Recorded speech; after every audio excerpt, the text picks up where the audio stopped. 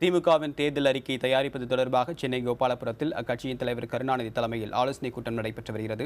இது பற்றி அங்கிருக்கும் நமது செய்தியாளர் ஸ்டாலினிடம் கேட்கலாம். ஸ்டாலின், ஆலோசனைக் கூட்டத்தில் யாரெல்லாம் கலந்து கொண்டிருக்காங்க? தேர்தல் அறிக்கை எப்போ வெளியாகும் எதிர்பார்க்கப்படுது?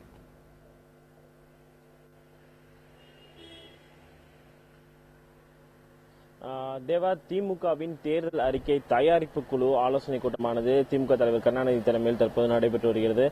சென்னை கோபாலபுரத்தில் நடைபெறும் இந்த கூட்டத்தில் திமுக பொருளாளர் ஸ்டாலின், துரைமுருகன், கனிமொழி, டி.ஆர். பாலு, டி.கே. சிலவன், தங்கம் தென்னரசு உள்ளிட்ட பல முக்கிய நிர்வாகிகள் தற்போது இந்த ஆலோசனை கூட்டத்தில் பங்கேற்று வருகிறார்கள்.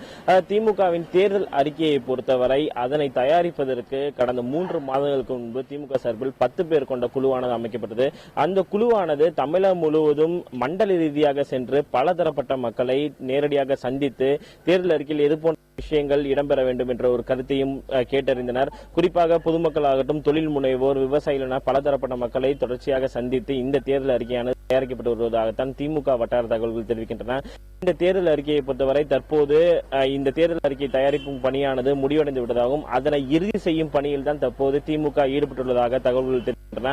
குறிப்பாக இறுதி செய்யப்பட்ட அந்த தயாரிக்கப்பட்ட அந்த தேர்தல் அறிக்கையை திமுக தலைவர் கருணாநிதியின் பார்வைக்கு கொண்டு சென்று அவருடைய ஒப்புதல் பெற்று அதன் பிறகு வெளியாகக்கூடும் என்றுதான் திமுக வட்டார தகவல்கள் தெரிவிக்கின்றன. குறிப்பாக திமுக தலைவர் கருணாநிதியை பொறுத்தவரை அந்த தேர்தல் அறிக்கையில் இடம்பெற்றுள்ள அம்சங்கள் குறித்து ஆராய்ந்து ஒரு சில திருத்தங்களை மேற்கொள்வார் என்று எதிர்பார்க்கப்படுகிறது. இந்த திமுகவின் தேர்தல் அறிக்கையானது நாளை, அதாவது மே 14ஆம் தேதி வெளியாகக்கூடும் என்ற ஒரு தகவல்கள் தான் திமுக வட்டாரத்தில் தற்போது பேசப்பட்டு வருகிறது.